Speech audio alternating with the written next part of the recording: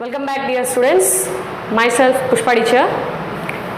Today I am going to discuss class 12 chapter number 5. Next topic, that is pleiotropy, and one more topic we are going to cover in this chapter is polygenic inheritance.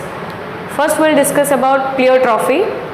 इससे पहले last वाले video में हमने discuss किया था कि linkage and recombination क्या होता है और वो किस तरीके से वर्क करता है. सिमिलरली उसी के बेसिस पे से जैसे लिंकेज में हमने देखा था कि क्रॉसिंग ओवर होने की वजह से कैरेक्टरिस्टिक्स जो एक जनरेशन से दूसरे जनरेशन में पास ऑन होते हैं, so that was all because of genes. तो अब यहाँ पे भी क्या हो रहा है कि जीन्स ही है जिनकी वजह से अलग अलग कंडीशन में अलग अलग तरीके से वो कैसे एक्सप्रेस होते हैं और क्या क्या चेंजेस हमें देखने मिलते हैं. So let's start up. First of all, what do you mean by प्leiotropy? एक्चुअली प्leiotropy इसके हमारे पास जीन्स भी प्रेजेंट है जिनको हम बोलते हैं प्लियोट्रॉफिक जीन्स. प्लियोट्रॉफिक जीन्स, पहले जीन्स के बारे में समझ लो तो ऑटोमेटिकली आपको ये प्रोसेस के बारे में समझ में आ जाएगा कि प्leiotropy क्या होता है. तो प्लियोट्रॉफिक जीन्स वो जीन्स होते हैं that is one gene controlling more than one character. What it is? One gene controlling more than one character. Actually अभी तक हमने जो पढ़ा था it was like कि genes, one gene controls specifically only one character. But scientists have found that even one gene can control more than one type of character, then that particular type of genes are known as pleiotrophic genes, and that particular process is what we call it as pleiotropy. तो इस चीज़ को अगर मुझे समझना है तो definitely we need to discuss about an example. तो उस एग्जाम्पल से हमें अच्छे से समझ में आएगा. जैसे अभी इसके एग्जाम्पल के लिए हमारे बॉडी के अंदर आरबीसी में हीमोग्लोबिन जो प्रेजेंट है उसके बेसिस पे से एक एग्जाम्पल हम डिस्कस करते हैं. हमारे टेक्स्ट बुक में भी वही एग्जाम्पल डिस्कस किया है. तो अब इस एग्जाम्पल के थ्रू हमें एक डिजीज़ बताया जाता है और वो डिजीज़ का नाम क्या है? तो it is called sickle cell anaemia. क्या होता है वो डिजीज़, वो सब अब हम डिस्कस करेंगे. Mainly it is related with haemoglobin. तो उसके लिए हमें पहले नॉर्मल स्ट्रक्चर ऑफ हीमोग्लोबिन पढ़ना ज़रूरी है. So let us discuss that कि what is haemoglobin made up of. So this is what a small form of haemoglobin जिसको नॉर्मली हम लोग एच भी लिखते हैं. इसके स्ट्रक्चर की अगर हम बात करें तो it is been made up of 2 alpha as well as 2 beta polypeptide chains. किसका बना हुआ है बच्चों? It is been made up of 2 alpha as well as 2 beta polypeptide chains. ठीक है, सिमिलरली यहाँ पे भी यही चीज़ होगा. तो अब क्या होता है कि हीमोग्लोबिन का काम क्या है? तो हीमोग्लोबिन का काम ये है कि it binds with oxygen. Okay, जिसका मतलब क्या है कि it is going to helpful in transferring of oxygen in our entire body, specially which is been present in RBC cells. तो अब क्या होगा कि हमारे हीमोग्लोबिन में जो अल्फ़ा और बीटा जो पॉलीपेप्टाइड चेन्स मतलब प्रोटीन के चेन्स हैं, और प्रोटीन्स किसके बने होते हैं? एमिनो एसिड्स के बने होते हैं. तो इसीलिए हम क्या बात कर रहे हैं? बीटा चेन की हम बात कर रहे हैं. अल्फ़ा चेन की मुझे डिस्कस करने की ज़रूरत नहीं है क्योंकि सिकल सेल एनीमिया जो है वो बीटा चेन में कुछ चेंजेस होने की वजह से ही ये सिकल सेल एनीमिया नाम की डिजीज़ होती है. तो यूजुअली क्या होता है बच्चों कि जो हमारा बीटा चेन है, बीटा चेन के अंदर अभी एमिनो एसिड्स अगर मैं ड्रॉ कर दूँ, ओके, एमिनो एसिड्स मतलब क्या? जो हमारे प्रोटीन जिसका बना हुआ है, राइट. तो अब ये है 1 2 3 4 5 एंड 6. तो ये हमारा ऐसा पॉलीपेप्टाइड चेन है. अब ज़रूरी नहीं है कि सिर्फ 6 ही पॉलीपेप्टाइड चेन्स के अंदर एमिनो एसिड्स हैं, उससे ज़्यादा भी हो सकते हैं. क्लियर? होते ही हैं नॉर्मली, बट हमें मेनली 6 वाले से डिस्कस करना है. इसीलिए अब ये जितने भी इसमें एमिनो एसिड्स हैं, एग्जाम्पल मैं पूरा सीक्वेंस एज इट इज़ नहीं लिख रही हूँ, आपको सीक्वेंस के लिए एक बार टेक्स्ट बुक रेफर करना पड़ेगा. जैसे कि वेलाइन है, फिर यहाँ पे ग्लूटामाइन है, फिर उसके बाद यहाँ पे सिरिन है. एक्चुअली हमारे एमिनो एसिड्स के सिर्फ स्टार्टिंग के 3 अल्फ़ाबेट्स ही हम लिखते हैं. तो ये जो भी कुछ होगा XYZ, मेनली मुझे कहाँ पे फोकस करना है? 6th वाले पे. तो 6th वाले पे कौन सा होता है? तो it is glutamic amino acid. कौन सा प्रेजेंट है 6th वाले पॉलीपेप्टाइड चेन में एमिनो एसिड के पोजीशन पे जो प्रेजेंट है इट इज ग्लूटामिक एसिड। तो नॉर्मली क्या होता है कि जो जीन रिस्पॉन्सिबल है हमारे बॉडी में पॉलीपेप्टाइड चेन बनाने के लिए, जो कि स्पेशली 6th पोजीशन पे जो ग्लूटामाइन एमिनो एसिड जो बनाएगा वो नहीं बनेगा। इस चीज़ को हम बोलते हैं, मतलब एक छोटे से अमीनो एसिड्स के नहीं बनने से ये प्रॉब्लम क्रिएट होती है। तो इस चीज़ को यूजुअली हम क्या बोलते हैं कि ये जो प्लियोट्रॉफी होता है it is been caused because of point mutation. किसकी वजह से हुआ है? Point mutation. तो पॉइंट म्यूटेशन क्या होता है बच्चों कि हमारे डीएनए में कुछ एक छोटा सा ऐसा चेंज हो गया है जीन्स के पास, जिस वजह से जो जीन यहाँ पे मुझे बीटा चेन में 6th पोजीशन पे ग्लूटामिक एमिनो एसिड बनाना चाहिए वो नहीं बनाएगा। तो उसके बदले क्या बनाएगा? तो उसके बदले यहाँ पे instead of glutamine valine amino acid बन जाता है। अब वो वेलाइन एमिनो एसिड बनने की वजह से हमारे हीमोग्लोबिन की जो ओरिजिनल प्रॉपर्टीज़ थी वो original properties as it is नहीं रहेंगे, जिसमें काफ़ी कुछ चेंजेस आ जाएगा। So that was only because of one gene which was being responsible for changing the amino acid of hemoglobin beta polypeptide chain 6th position amino acid. I hope समझ में आ रहा है। तो अब ये चेंज हो जाता है, जैसे ग्लूटामाइन चेंज होगा तो वेलाइन आ जाएगा। तो वेलाइन आने की वजह से उसमें क्या क्या चेंजेस होते हैं, लेट्स डिस्कस दोज फर्स्ट।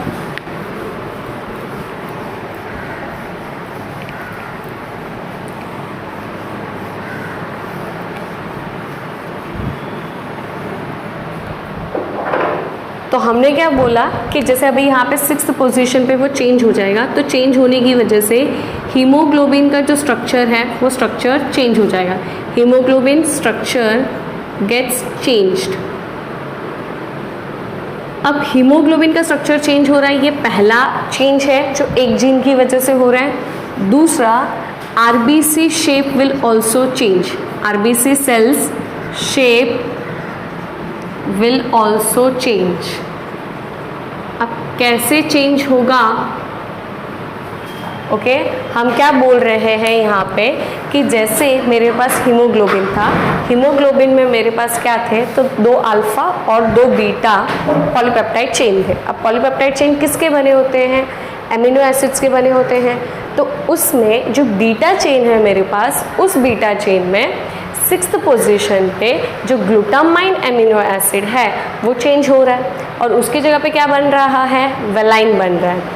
ये सिर्फ एक जीन की वजह से चेंज हो रहा है, तो उस चीज़ को हम क्या बोलते हैं? पॉइंट म्यूटेशन बोलते हैं। अब वो ग्लूटामाइन के बदले अगर वेलाइन बन गया है तो उसकी वजह से मेरा ओवरऑल हीमोग्लोबिन का स्ट्रक्चर चेंज हो चुका है और उसी के साथ साथ मेरी जो आरबीसी सेल्स है उस आरबीसी सेल्स का शेप भी चेंज हो रहा है। जैसे हम बात करें कि नॉर्मली हमारी ये जो आरबीसी सेल्स हैं, नॉर्मली इनकी जो शेप होती है it is okay circular. Actually it's not circular, it is been called as biconcave. क्या बोलते हैं बच्चों इसे हम? बाइकॉन्केव। जैसे इसके स्ट्रक्चर को आप देखोगे तो आपका स्ट्रक्चर साइड व्यू से कुछ इस तरीके से दिखेगा। This is what the structure of your normal RBC. तो इसमें क्या होता है कि हमारे आरबीसी के अंदर यहाँ पे सरफेस पे हीमोग्लोबिन प्रेजेंट होता है। अब ये हीमोग्लोबिन क्या करेगा कि अंदर जो भी कुछ ऑक्सीजन प्रेजेंट है या फिर ऑक्सीजन को डिलीवरी करना है, जो हमारे पूरे ब्लड वेसल्स में से, बॉडी में आर्टरीज वेन्स में से जो फ्लो होता है उसको लेके आके यहाँ पे रिलीज करेगा। ठीक है, लेकिन अब क्या हो जाएगा कि मेरा यहाँ पे ये ग्लूटामाइन के बदले अगर वेलाइन आ जा रहा है एमिनो एसिड, तो ये मेरा आरबीसी का शेप ऐसा नहीं रहेगा। तो उस आरबीसी कंडीशन में, उस कंडीशन में which we call it as sickle cell anaemia. Okay, जिसको हम क्या बोलते हैं? Sickle cell anaemia. चलो let us write over here. तो the disease is we call it as sickle cell anaemia. बच्चों एनीमिया क्या होता है कि डेफिशिएंसी ऑफ आयरन। अब क्या होता है डेफिशिएंसी ऑफ आयरन? जिसमें आयरन कंटेंट हमारे बॉडी में कम होगा। आयरन कंटेंट क्यों कम होता है? तो because of lack of this RBCs. अब क्या होगा कि यहाँ पे जब ये मेरा ग्लूटामाइन से वेलाइन कन्वर्ट हो रहा है तो आरबीसी की जो शेप है वो कुछ इस तरीके की बन जाएगी। कैसे शेप हो जाएगी? इस तरीके की शेप। तो इस शेप को हम क्या बोलते हैं? Sickle. Sickle in the sense जो हार्वेस्टिंग में आप देख सकते हो, क्रॉप्स को हार्वेस्टिंग करने के लिए वो टूल जो यूज़ करते हैं, it is exactly somewhat like that, इसीलिए इसका नाम दिया है सिकल सेल एनीमिया।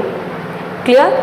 तो अब इसमें क्या हो रहा है कि ये सिकल शेप का बन जाएगा तो ऑटोमेटिकली जितना ऑक्सीजन पहले से उसमें प्रेजेंट था वो ऑक्सीजन का कॉन्सेंट्रेशन कम हो जाएगा और हीमोग्लोबिन के स्ट्रक्चर में भी चेंज होने की वजह से पहले हीमोग्लोबिन ऑक्सीजन के साथ जितना बाइंड हो रहा था, हमने 11th स्टैंडर्ड में भी देखा है ट्रांसपिरेशन और रेस्पिरेशन टॉपिक में कि किस तरीके से हीमोग्लोबिन ऑक्सीजन के साथ बाइंड होता है, वो ऑक्सी हीमोग्लोबिनिक एसिड बनाता है।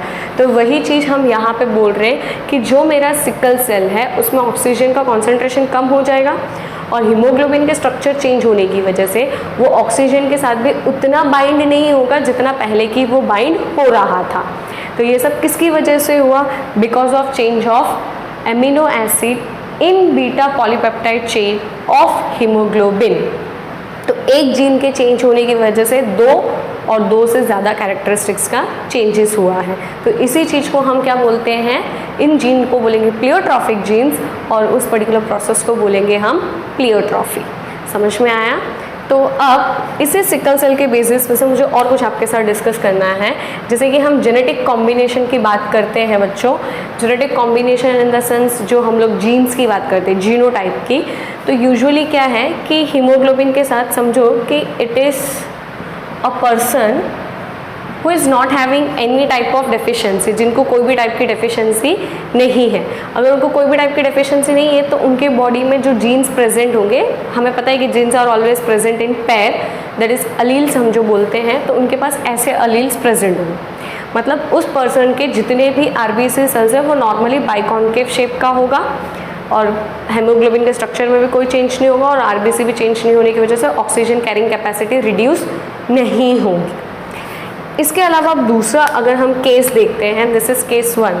अब केस 2 कि ऐसा पर्सन है जिसके पास ये है नॉर्मल अलील और इसके साथ है दूसरा अलील। अब ये क्या है? एस इंडिकेट कर रहा है that the person is sickle cell anaemia. अब जैसे मैंने आपको बोला कि it is caused because of point mutation, तो एक और टर्म याद रखो यहाँ पे कि this particular disease is autosomal recessive disease. अब रिसेसिव डिजीज़ इसलिए बोला है क्योंकि ये जो हमारी जीन है सिकल सेल वाली वो एक रिसेसिव जीन है। रिसेसिव जीन यानी यूजुअली क्या होता है, डोमिनेंट और रिसेसिव में से डोमिनेंट अलील जो है वो एक्सप्रेस होने की वजह से बाकी के कैरेक्टरिस्टिक्स एक्सप्रेस नहीं हो पाते, बट यहाँ पे ऐसा नहीं है, दोनों इक्वली एक्सप्रेस होंगे। आया समझ में? तो ऐसा पर्सन जिसके अंदर हीमोग्लोबिन में सिकल सेल वाला भी अगर जीन प्रेजेंट होगा ना, इस पर्सन की जो ऑक्सीजन कैरिंग कैपेसिटी होगी वो सिर्फ 50% होगा। कितना होगा? 50% होगा, उससे ज़्यादा नहीं होगा। क्यों? क्योंकि उनके पास एक, देखो पहले वाले केस में उस पर्सन के पास दोनों ही नॉर्मल अलील्स थे, इसलिए उसके आरबीसी में कोई चेंज नहीं है। अब यहाँ पे इस पर्सन के एक हीमोग्लोबिन स्ट्रक्चर में सिकल सेल एनीमिया मतलब ग्लूटामाइन चेंज होकर वेलाइन बन गया, इसलिए क्या होगा कि आधे से ज़्यादा आरबीसी का शेप चेंज हो जाएगा, जिसकी वजह से ऑक्सीजन कैरिंग कैपेसिटी कम हो जाएगी। आया समझ में? अब थर्ड केस की अगर हम बात करते हैं तो थर्ड केस हमारे पास ऐसा है कि जिसमें पर्टिकुलर पर्सन जो है उसके पास दोनों ही जीन्स जो प्रेजेंट हैं उनके हीमोग्लोबिन के that are of sickle cell anaemia. कौन से हैं? Sickle cell anaemia. मतलब डेफिनेटली बात है कि उस पर्टिकुलर पर्सन में जो दोनों के दोनों मतलब 100% जो उनमें आरबीसीज होंगे वो सभी के सभी सिकल शेप्ड के होंगे। कौन से शेप के होंगे बच्चों? It is sickle shaped RBC cells. ठीक है, तो जिसकी वजह से ऑक्सीजन की कमी होगी, दैट इज़ हीमोग्लोबिन नहीं होगा। हीमोग्लोबिन मतलब blood, that is red pigment जिसमें प्रेजेंट है, इसीलिए पर्सन को क्या होगा? एनीमिया मतलब आयरन कंटेंट कम होगा और ये पर्टिकुलर पर्सन सर्वाइव करेगा नहीं।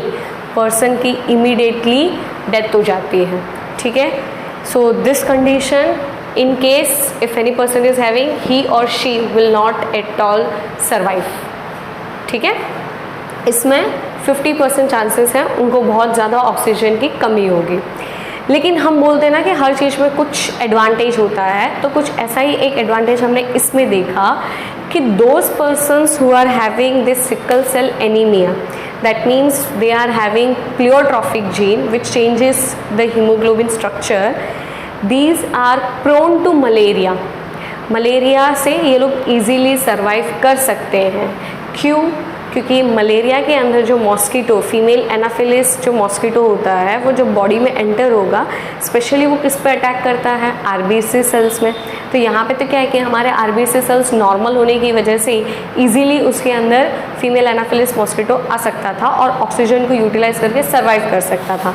लेकिन यहाँ पे क्या हो रहा है कि the shape of the RBC cells is usually sickle cell, तो जिसकी वजह से क्या होगा कि that female anopheles mosquito will not be able to enter over here. Clear? I think आपको ये प्लियोट्रॉपिक वाला टॉपिक समझ में आ गया है।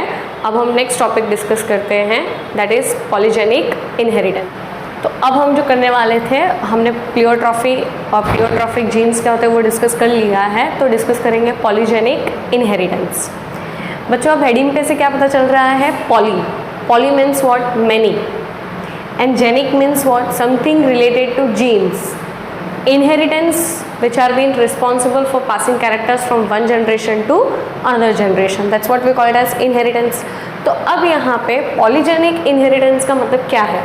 तो पॉलीजेनिक इनहेरिटेंस का मतलब ये है कि एक कैरेक्टर को वन पेयर ऑफ जीन से ज़्यादा जीन्स जो है वो कंट्रोल करेंगे। Don't get confused. क्या बोला मैंने? एक ही कैरेक्टर है। तो अभी तक हमने ये सीखा था कि एक कैरेक्टर को सिर्फ एक पेयर ऑफ जीन्स होता है कि जो उसे कंट्रोल करता है, राइट? जिसमें genes are present in pair, जिसको अलील्स हम बोलते हैं। One is dominant and the other one is recessive. But यहाँ पे क्या होता है कि एक कैरेक्टर को कंट्रोल करने के लिए एक पेयर से ज़्यादा पेयर्स ऑफ जीन्स मेरे पास होंगे, जिसका एग्जाम्पल ह्यूमन बींग्स में mainly based on skin colour. किसकी हम बात कर रहे हैं? उनके स्किन कलर के। एग्जैक्टली वो टॉपिक अभी हम डिस्कस करेंगे। तो हमें यहाँ पर डिस्कस करना है पॉलीजेनिक इनहेरिटेंस का example, that is skin colour in human beings.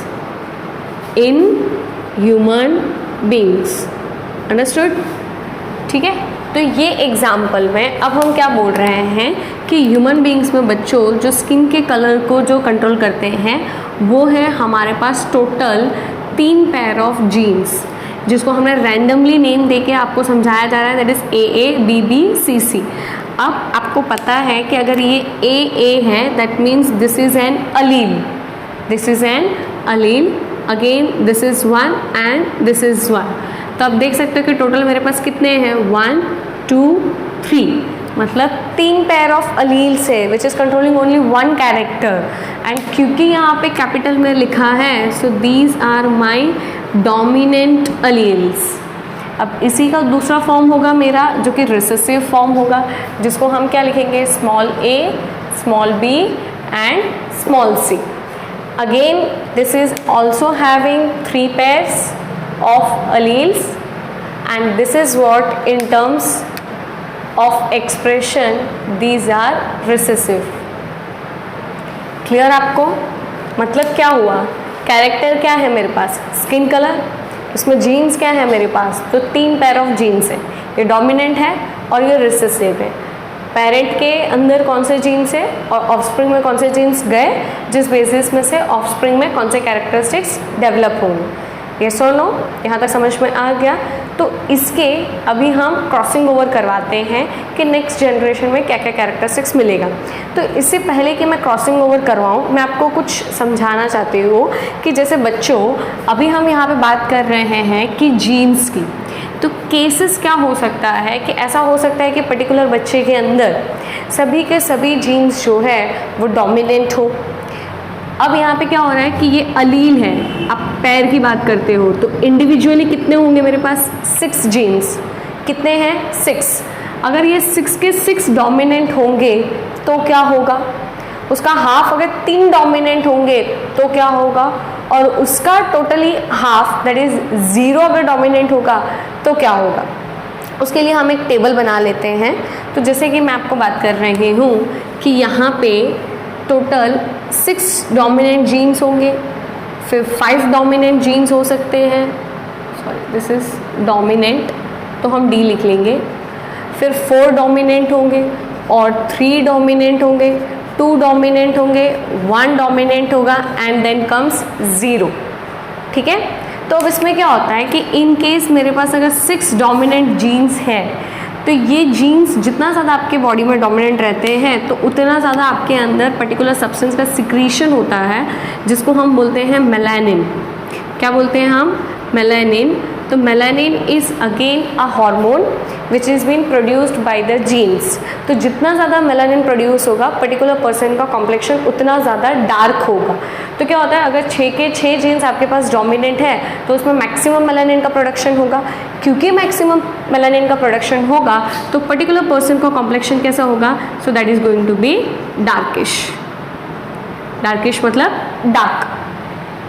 अब जैसे मैंने आपको बोला कि इसमें से अभी बाकी केसेस तो हम डिस्कस करेंगे ही, तो अभी 3 डोमिनेंट अगर है तो 3 डोमिनेंट वाले सिचुएशन में क्या होगा कि जो मेलानिन है वो प्रोड्यूस तो होगा बट मेलानिन का कॉन्सेंट्रेशन कितना होगा, इंटरमीडिएट टाइप। इंटरमीडिएट यानी क्या कि मीडियम।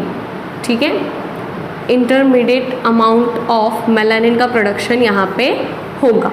क्योंकि यहाँ पे इंटरमीडिएट अमाउंट ऑफ मेलानिन का प्रोडक्शन होगा तो पर्टिकुलर पर्सन का जो कॉम्प्लेक्शन होगा वो भी उसे हम इंटरमीडिएट कंसीडर करते हैं। इंटरमीडिएट यानी it is a mixture of both black as well as white. फिर उसके बाद हम सिचुएशन की बात कर रहे हैं कि जिसमें पर्टिकुलर पर्सन जो है उसमें 0 डोमिनेंट जीन्स प्रेजेंट है। कितने हैं, 0 डोमिनेंट। अब अगर 0 डोमिनेंट होगा तो बट ऑब्वियसली बात है कि नो मेलानिन प्रोडक्शन, क्योंकि डोमिनेंट जीन से प्रोड्यूस करते हैं। अब जब डोमिनेंट जीन है ही नहीं तो कौन प्रोडक्शन करेगा, कोई भी प्रोडक्शन नहीं करेगा। तो उस पर्टिकुलर पर्सन में क्या होगा, नो मेलानिन एट ऑल। अब क्योंकि उनके पास मेलानिन है ही नहीं तो उनकी कॉम्प्लेक्शन डार्क होने से रही, इसलिए उनका कॉम्प्लेक्शन क्या होगा, so that is going to be white. और बच्चों यहाँ पे हम वाइट को यूजुअली हम बोलते हैं अल्बाइनोस। उन लोगों को यूजुअली क्या बोलते हैं, albinos in our biology terms. Clear यहाँ तक। इसी के टर्म्स में से मैं आपको बोल रही थी कि जैसे हम एक बार ये टेबल करके लिख लेते हैं। जैसे अभी मेरे पास 6 डोमिनेंट होगा तो पर्टिकुलर पर्सन का कॉम्प्लेक्शन क्या होगा, it is going to be darkish. अगर 3 डोमिनेंट है तो it is going to be intermediate. अब अगर 0 डोमिनेंट है जीन्स तो क्या होगा, that particular person is going to be an albinos. ठीक है, that particular person is going to be an albinos. अब इसके अलावा क्या, इन केस अगर 4 डोमिनेंट है तो क्या होगा, तो हम कंसिडर करते हैं दैट पर्सन इज ब्लैक। उससे ज़्यादा 5 डोमिनेंट होगा तो that person is very black and 6 dominant होगा तो the person is darkish, that is totally dark. अब वैसे अगर 2 डोमिनेंट है तो इंटरमीडिएट के बाद हम बात करते हैं तो we will consider that particular person is fair. और 1 डोमिनेंट होगा तो we will consider that the person is very fair and 0 dominant that is totally white complexion जिसको हम बोलते हैं अल्बाइनोस। इतना नोट करके रख लेना बच्चों, तो आपको क्या है कि ईजी होगा आगे जब भी हम क्रॉसिंग ओवर करेंगे तब। तो अब हम क्या करते हैं कि क्रॉस ओवर कर देते हैं। तो अब मैं क्रॉस ओवर करने के लिए मैं क्या कर रही हूँ कि मैं प्योर होमोजाइगस, अब प्योर होमोजाइगस क्या है वगैरह सब कुछ हमने पहले डिस्कस किया हुआ है। स्टिल आपको नहीं याद है, आप भूल गए हो, तो आप मेरे वीडियोस फिर से रिकॉल करके देख सकते हो। ठीक है, तो हमने यहाँ पे क्या किया है कि 2 पेरेंट लिया है, one that is pure dominant and the other one which is pure recessive. तो प्योर डोमिनेंट पेरेंट को अगर मैं प्योर रेसेसिव पेरेंट के साथ जब क्रॉसिंग ओवर करवाऊंगी तो मुझे फर्स्ट जनरेशन मिलेगा जिसको हम बोलते हैं इट इज़ F1 जनरेशन। तो यूजुअली यहाँ पे जो गैमेट्स बनेंगे बच्चों वो 8 गैमेट्स बनेंगे। ठीक है, गैमेट्स अभी हम थोड़ी देर में बना के देखते हैं। तो इससे जो मेरा ऑफस्प्रिंग आएगा that is first my F1 generation, इसे अभी हम नहीं छेड़ेंगे। So that is what my F1 generation. तो F1 जनरेशन में दोनों का मिक्सचर होगा, तो जो भी ऑफस्प्रिंग होगा उसके अंदर कुछ इस तरीके के जीन्स आपको देखने मिलेंगे। ठीक है, कितने जीन्स आपको देखने के लिए मिलेंगे? इस तरीके से आपको हर पर्टिकुलर ऑफस्प्रिंग का F1 जनरेशन में जीनोटाइप देखने मिलेगा विच इज़ हेट्रोजाइगस। तो अब अगर आप यहाँ पे देखते हो तो I have capital A, capital B, capital C। मतलब कितने डोमिनेंट जीन्स हैं? 3 डोमिनेंट है, मतलब पर्टिकुलर पर्सन का कॉम्प्लेक्शन कैसा होगा? इंटरमीडिएट। आया समझ में? बस उसी तरीके से सबका यही होगा, क्योंकि A will go with A, B will go with B and C will go with C। तो F1 जनरेशन में तो हमें पता ही है, हर क्रॉसिंग ओवर हमने देखा है, मेंडल ने हमको समझाया है कि F1 जनरेशन में सबका जीनोटाइप सेम होता है, इवन फिनोटाइप भी ऑलमोस्ट सेम होता है। तो अब हम क्या करेंगे, इसी में से F2 जनरेशन की बात करते हैं। अगर मैंने F1 जनरेशन के बीच में सेल्फ क्रॉसिंग करवाया, क्या करवाया मैंने? सेल्फिंग, जो हमको मेंडल ने सिखाया था। तो चलो, तो क्या हुआ, मेरे पास एक और पेरेंट है, okay, which is also having the same genotype. Since I am taking the parents of F1 generation, तो F1 जनरेशन में दोनों का कॉम्प्लेक्शन सेम रहेगा, सॉरी जीनोटाइप दोनों का सेम रहेगा। तो अब इसमें से जो मैंने आपको बोला गैमेट्स बनाना, मैं अब आपको सिखा देती हूँ। तो अब हम गैमेट्स कैसे बना सकते हैं? तो गैमेट्स बनाने के लिए dominant genes, number of dominant genes देखना पड़ेगा। अब 3 अलील्स को हम एट अ टाइम ले सकते हैं, 3 से ज़्यादा हम नहीं ले सकते। तो क्या करेंगे कि जैसे पहले ये वाला A है एंड देन कैपिटल B और C, मतलब पहला कंडीशन ऐसा है कि जिसमें मुझे क्या मिल रहा है? तीनों के तीनों डोमिनेंट अलील्स मिल रहे हैं। ये इसका है बच्चों, इसके भी हम गैमेट्स अलग से अभी यहाँ पे लिखेंगे। डोंट गेट कन्फ्यूज्ड, पहले समझ लो कि ये जो पर्टिकुलर मेरे पास ऑफस्प्रिंग था F1 जनरेशन में, उसको और वो भी F1 जनरेशन का ऑफस्प्रिंग था, दोनों के बीच में मैं सेल्फिंग कर रही हूँ। अभी इनके मैं यहाँ पे गैमेट्स बना रही हूँ। क्या बना रही हूँ? गैमेट्स। तो मुझे इसमें से 8 अलग अलग टाइप के गैमेट्स मिलेंगे। उस ऑफस्प्रिंग से भी मुझे 8 गैमेट्स मिलेंगे, फिर दोनों के बीच में हम क्रॉसओवर करवाएंगे। तो क्या हो गया कि पहला जो है, अब क्योंकि मेरे पास 3 डोमिनेंट जीन है, मैं ऐसा केस ले सकती हूँ कि जिसमें तीनों के तीनों डोमिनेंट हो।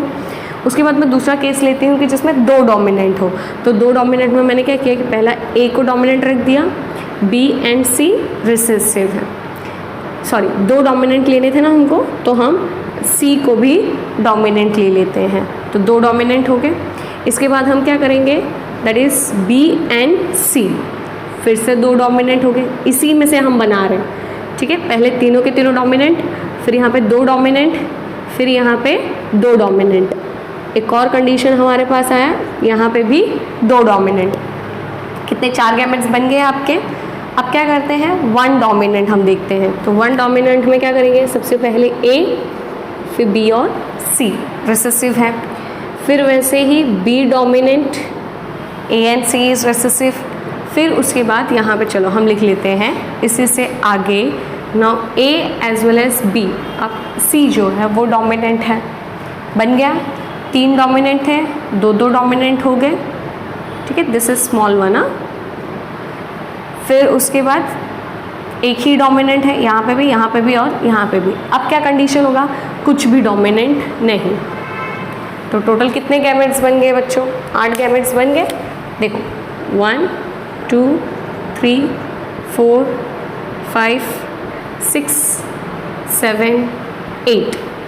तो ये किसके गैमेट्स हैं? ये इस पेरेंट के गैमेट्स हैं। सिमिलरली मुझे इस पेरेंट के भी गैमेट्स मिलेंगे, फिर उन दोनों के बीच में क्रॉसिंग ओवर होगा। फिर उसके बाद मुझे पता चलेगा कि कितने ऐसे ऑफस्प्रिंग्स होंगे F2 जनरेशन में जिनका कॉम्प्लेक्शन क्या होगा, ठीक है। तो एक बार हम लोग को पुनेट स्क्वायर बना लेते हैं। इस गैमेट्स को मैं अभी यहीं पे रखती हूँ। समझ में आ रहा है हमने क्या किया? तो हमने F1 जनरेशन के बीच में सेल्फिंग करवाया, ठीक है।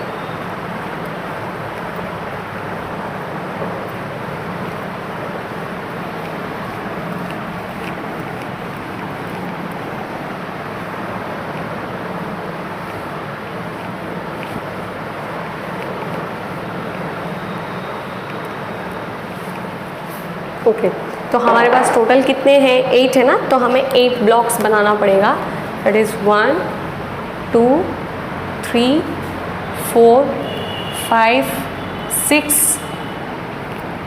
see one more, I'll make it here 1 2 3 4 5 6 7 8. ठीक है, सिमिलरली हम ऐसे भी कर लेते हैं. It is 1 2 3 4 5 6 7 and 8. तो अब दोनों साइड पे मुझे सेम गैमेट्स को लिख देना है. तो हम लिख देते हैं पहले यहाँ पे ये वाला gametes A B C, then ये वाला that is A and small B capital C, फिर A capital B and capital C, फिर A B and C.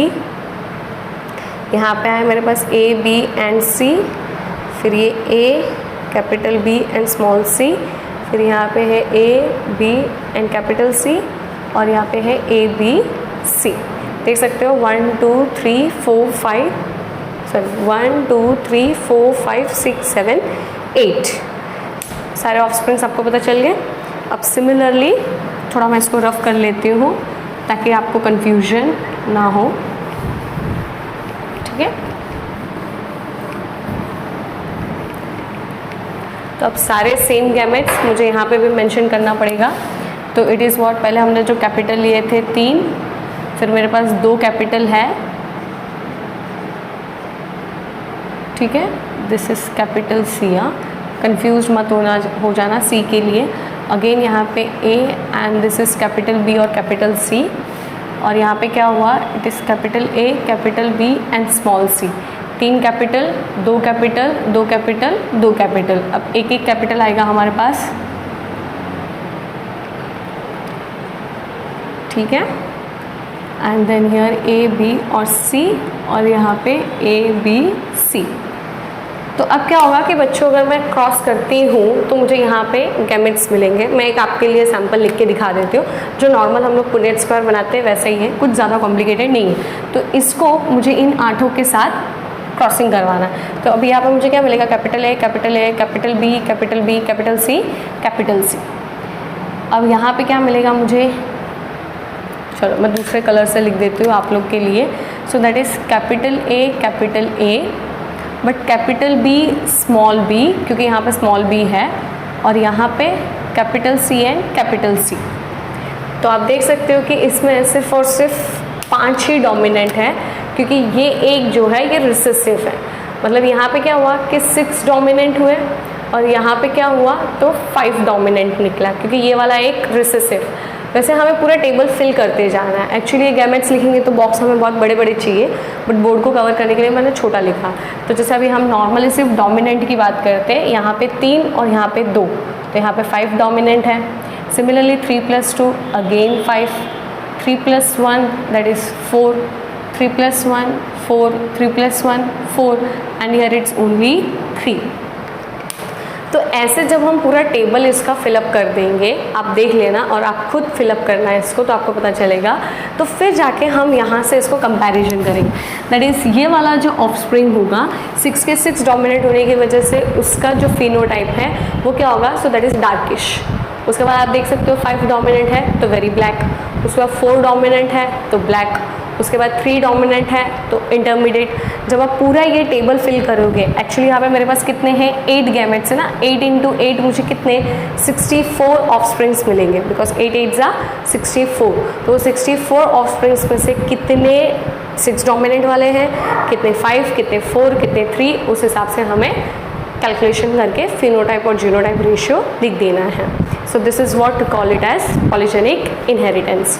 Video पसंद आए तो लाइक करना, शेयर करना और कमेंट करना, and keep supporting us. Thank you.